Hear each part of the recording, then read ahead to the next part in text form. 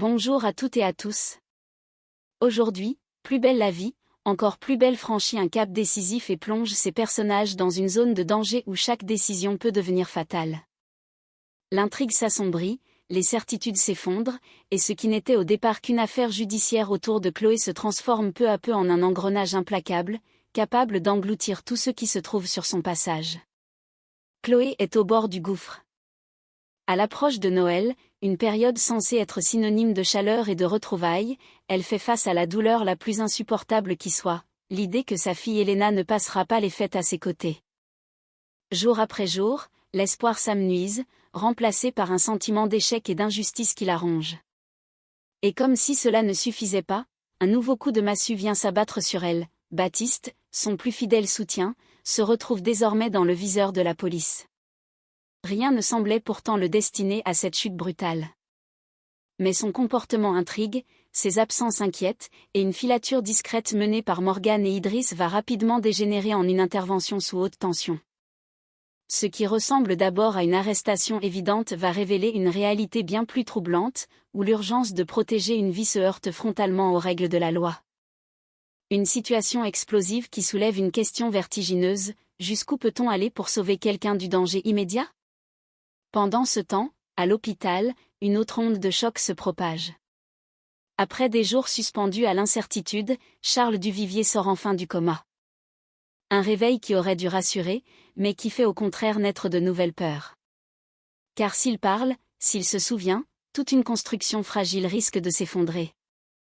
Entre soupçons d'empoisonnement, accusations lourdes de conséquences et tensions à peine contenues, la vérité menace d'éclater au grand jour. Et dans l'ombre, certains sont prêts à tout pour garder le contrôle. Les mots prononcés à voix basse, les décisions prises dans la peur et la colère laissent présager des choix extrêmes, capables de bouleverser des vies à jamais.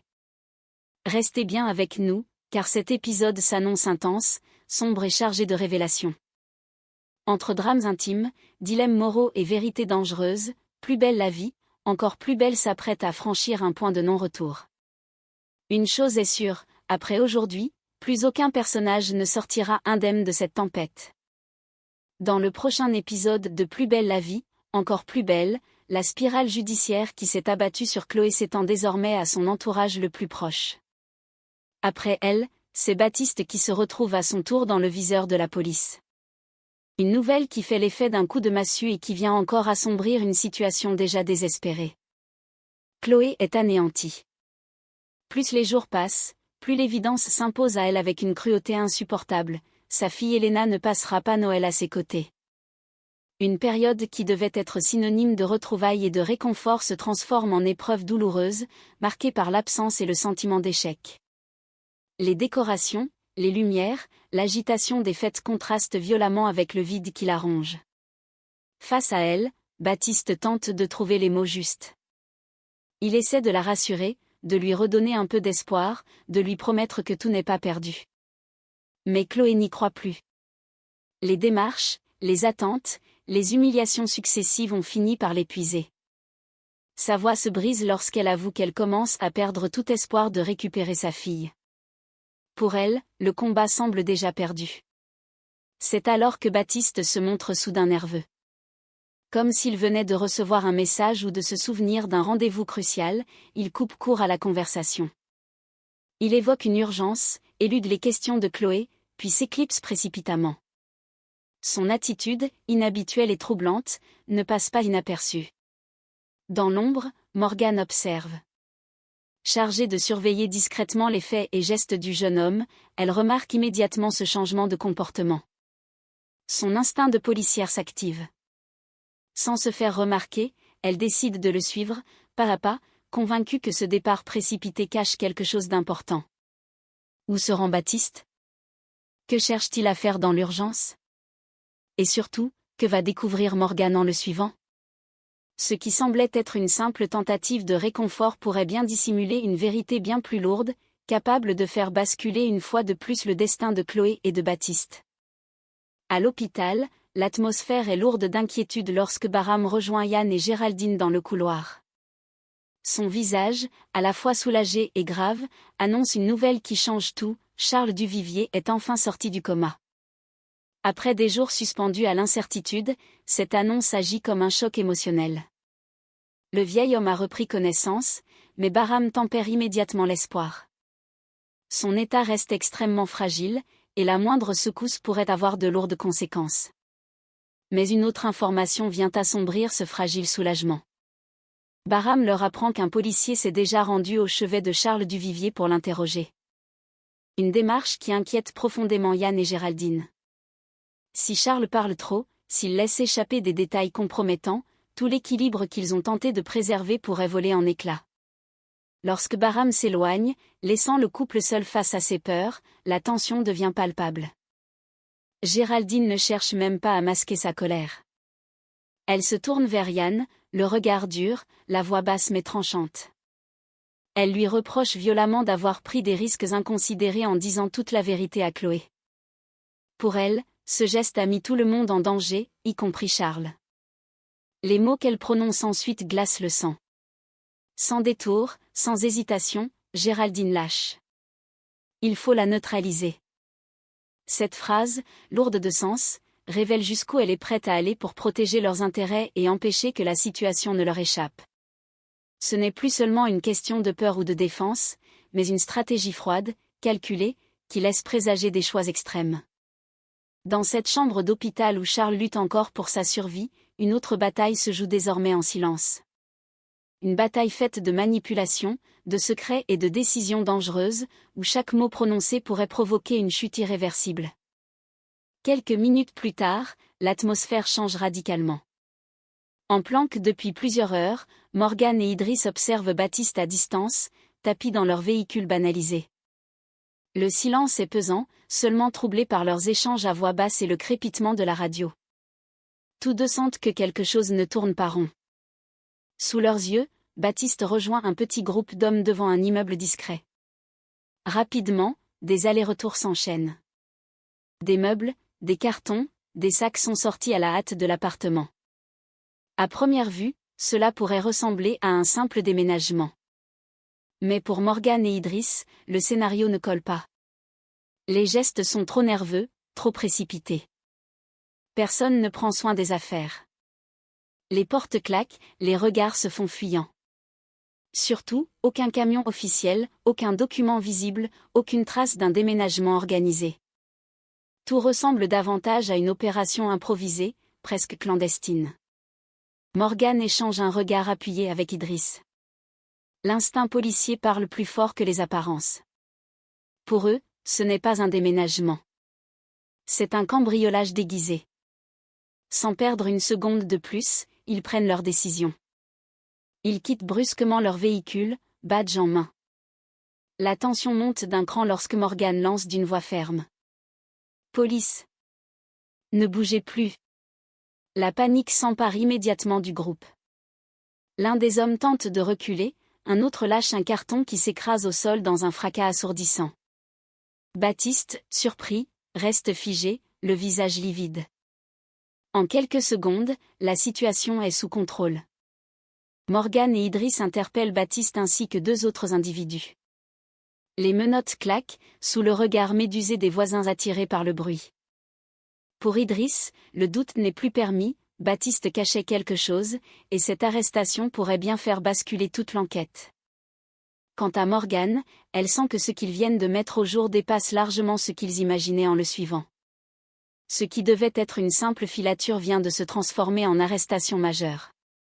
Et une question brûle désormais toutes les lèvres, qu'essayait réellement de faire Baptiste et pour qui? Face à Morgane et Idriss, Baptiste est livide mais déterminé à parler. Alors que les menottes viennent à peine de claquer, il prend une profonde inspiration et lâche enfin ce qu'il gardait pour lui depuis le début. Contre toute attente, il ne s'agit ni d'un cambriolage, ni d'un trafic dissimulé.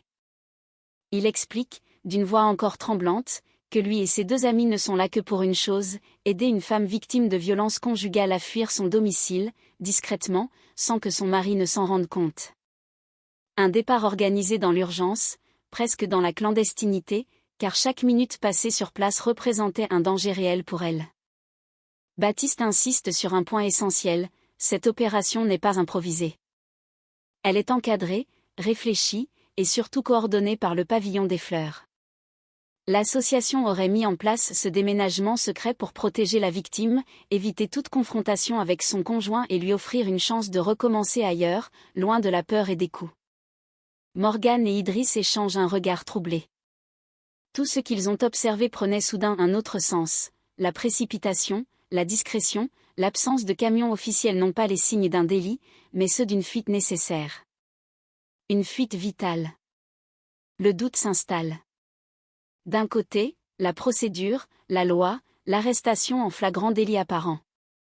De l'autre, une réalité bien plus complexe, où la frontière entre l'illégalité et la protection devient floue. Idriss, marqué par les drames qu'il a récemment traversés, sent sa certitude vaciller. Morgan, elle, comprend que cette affaire pourrait bien les obliger à regarder au-delà des apparences. Ce qui ressemblait à une arrestation évidente se transforme alors en dilemme moral. Baptiste disait-il toute la vérité? Et surtout jusqu'où peut-on aller pour sauver quelqu'un du danger, quitte à contourner les règles? Une chose est sûre, cette révélation change complètement la donne, et risque d'avoir de lourdes conséquences, aussi bien pour Baptiste que pour ceux qui, dans l'ombre, orchestrent ces opérations à haut risque. Au commissariat du Mistral, l'atmosphère est électrique. Idriss pensait avoir repris la main sur la situation, mais il se retrouve soudainement face à Luna, déterminée et furieuse. Elle ne mâche pas ses mots. Son regard est dur, sa voix ferme, presque tremblante d'indignation. Elle confirme sans détour ce que Baptiste a expliqué quelques heures plus tôt. Oui, le pavillon des fleurs organise ce type d'opération.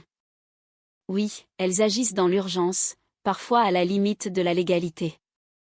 Et si elles le font, ce n'est pas par goût du risque, mais par nécessité. On fait le boulot à la place des flics, lâche-t-elle, sans détour, avant d'asséner la phrase qui cloue Idriss sur place. Pour éviter de rajouter un féminicide de plus sur la liste. Le silence qui suit est lourd. Les mots de Luna résonnent comme un rappel brutal de la réalité. Derrière les procédures, les rapports et les enquêtes, il y a des vies en danger immédiat. Des femmes qui n'ont plus le luxe d'attendre que la justice suive son rythme. Idriss encaisse. Pour une fois, il ne répond pas par la colère ou la défense. Il écoute. Et il comprend. Visiblement touché, il finit par hocher la tête, conscient que cette fois, la ligne entre le bien et le légal est terriblement floue. D'une voix plus posée, presque solennelle, il fait une promesse claire à Luna. Il protégera la femme victime de violences conjugales. Il veillera à ce qu'elle ne soit pas inquiétée, et surtout, à ce qu'elle reste hors de danger. Puis Idriss se tourne vers Baptiste. Le ton change, devient plus factuel, mais tout aussi lourd de conséquences. Il lui annonce une nouvelle capitale, Charles Duvivier est sorti du coma. Après des semaines de silence forcé, le vieil homme a enfin repris connaissance. Cela signifie une chose essentielle, Charles va désormais pouvoir donner sa propre version des faits concernant le vol des bijoux. Une version qui pourrait innocenter certains ou au contraire, faire basculer définitivement la situation. Baptiste pâlit. Il comprend immédiatement que cette information change tout. Les mensonges, les non-dits, les arrangements fragiles risquent de s'effondrer. Au commissariat, chacun réalise que plusieurs lignes viennent d'être franchies. Entre la lutte contre les violences conjugales, la vérité judiciaire qui s'apprête à émerger, et les promesses faites dans l'urgence, l'équilibre est plus fragile que jamais. Et une certitude s'impose, les prochaines révélations pourraient provoquer bien plus qu'un simple rebondissement. Elles pourraient faire tomber des masques et briser des destins. À l'hôpital, une nouvelle révélation vient jeter une lumière inquiétante sur l'état de Charles Duvivier. Bahram a demandé à parler à Idriss en toute discrétion. Le médecin a le visage fermé, conscient que ce qu'il s'apprête à dire pourrait bouleverser l'enquête en cours. Il explique que les dernières analyses sanguines de Charles présentent plusieurs anomalies préoccupantes. Parmi elles, un détail retient particulièrement son attention, un taux de mélatonine anormalement élevé. Un déséquilibre qui ne peut pas être le fruit du hasard et qui pourrait expliquer certains des malaises violents survenus avant son coma. Mais ce n'est pas tout. Bahram ajoute qu'un antidépresseur figure également dans le traitement de Charles. Or, le dosage administré ne correspond pas à la prescription médicale. Le vieil homme ne prenait pas la bonne posologie, ce qui a pu provoquer des effets secondaires graves, allant jusqu'à la perte de connaissance. Idriss comprend immédiatement la gravité de ses propos. Il ne s'agit plus seulement d'un problème médical, mais d'un possible empoisonnement lent, dissimulé derrière un traitement banal. Lorsque Bahram lâche la dernière information, le choc est total. Ce n'est pas Charles qui préparait ses médicaments, c'est sa femme de ménage. Tous les matins. Ces mots résonnent comme une alarme. Si quelqu'un avait la possibilité de modifier les doses, de jour après jour, sans éveiller de soupçons, c'était bien elle. Pour Idriss, les pièces du puzzle commencent à s'assembler, dessinant une vérité bien plus inquiétante que prévu. Derrière l'apparente fragilité de Charles Duvivier, se profile désormais l'ombre d'une manipulation dangereuse. Et une question devient incontournable: qui avait intérêt à affaiblir progressivement le vieil homme et jusqu'où cette personne était-elle prête à aller? Au même moment, dans la chambre d'hôpital plongée dans une lumière blafarde, Yann et Géraldine veillent silencieusement au chevet de Charles Duvivier. Le vieil homme, encore affaibli par son coma récent, respire difficilement. Chaque mouvement semble lui coûter un effort immense. L'inquiétude est palpable, d'autant plus que les non-dits s'accumulent entre les murs de la pièce. La porte s'ouvre doucement. Idriss entre, grave, concentré. Il ne vient pas en simple visiteur, mais en policier. Après avoir salué brièvement Yann et Géraldine, il s'approche du lit et s'adresse directement à Charles, avec un ton volontairement calme, presque rassurant. Il sait que chaque mot compte, que la moindre pression pourrait faire basculer un témoignage encore fragile. Il lui demande alors ce dont il se souvient avant sa chute. Charles ferme les yeux un instant, comme pour rassembler ses forces et replonger dans ce souvenir trouble. Sa voix est faible, hachée, mais ses paroles sont étonnamment claires. Il explique qu'il se tenait debout dans son salon, sans ressentir de malaise particulier. Puis, soudainement, tout a basculé. Il affirme ne pas avoir simplement perdu l'équilibre. Quelqu'un l'a déséquilibré. Un contact, une présence, une intervention volontaire. Son regard se durcit légèrement lorsqu'il prononce le nom qui glace instantanément l'atmosphère de la pièce, Chloé Valère. Un silence lourd s'abat. Yann se fige. Géraldine pâlit, incapable de masquer sa stupeur. Idriss, lui, reste impassible, mais l'information est capitale. Ce témoignage vient contredire plusieurs versions jusque-là évoquées et donne un tout autre relief à la chute de Charles. Il ne s'agirait plus d'un simple accident lié à son état de santé, mais d'un acte volontaire aux conséquences potentiellement dramatiques. Dans cette chambre où chaque respiration est comptée, la vérité commence à émerger, brutale et dangereuse. Et désormais, une certitude s'impose: l'affaire Chloé Valère est loin d'être terminée. Au contraire, elle vient peut-être d'entrer dans sa phase la plus explosive. Et lorsque l'épisode s'achève, une sensation troublante s'installe. Rien n'est réellement résolu. Au contraire, tout semble plus fragile, plus instable que jamais. Les certitudes se fissurent, les masques commencent à tomber, et chacun comprend que les choix faits aujourd'hui auront des répercussions irréversibles demain. Chloé reste suspendue entre l'espoir et l'effondrement, consciente que le combat pour sa fille est loin d'être terminé. Baptiste, lui, réalise que son geste, aussi humain soit-il, pourrait désormais lui coûter bien plus qu'il ne l'imaginait. Morgane et Idriss, confrontés à une vérité dérangeante, doivent composer avec une réalité où la loi ne suffit plus toujours à protéger les plus vulnérables. À l'hôpital, le réveil de Charles Duvivier n'apporte pas la paix attendue. Ses paroles, lourdes de conséquences, risquent de raviver des tensions enfouies et d'entraîner une nouvelle vague de révélations. Quant à Yann et Géraldine, ils savent désormais que le moindre faux pas pourrait faire basculer leur équilibre déjà précaire. Ce qui se dessine, ce n'est pas simplement la suite d'une enquête, mais une véritable confrontation entre la peur, la culpabilité et la vérité. Une lente montée vers un point de rupture où chacun devra assumer ses actes, sans retour possible. Une chose est certaine, les prochains épisodes de Plus belle la vie, encore plus belle s'annoncent plus sombres, plus intenses, et profondément bouleversants. Car lorsque la vérité commence à émerger, elle ne libère pas toujours, elle peut aussi détruire.